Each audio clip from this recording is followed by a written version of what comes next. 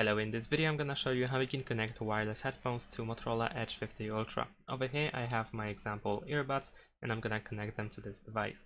So first I'm gonna open the settings, go to connected devices and then choose connection preferences. Over here tap on Bluetooth.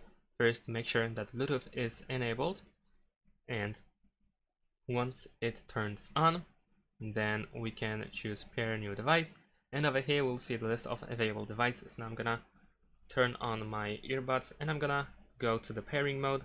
Of course this varies depending on the earbuds, but once you are in the pairing mode, then over here in available devices you should be able to see your earbuds.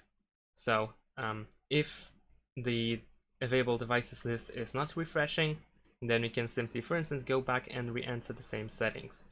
I'm gonna just tap on my earbuds. There we go.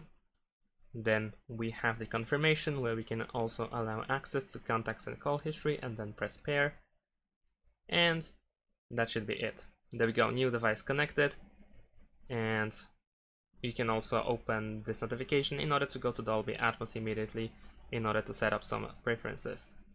And that's pretty much it. Thanks for watching, leave a like and subscribe to my channel, and see you in my next videos. Bye!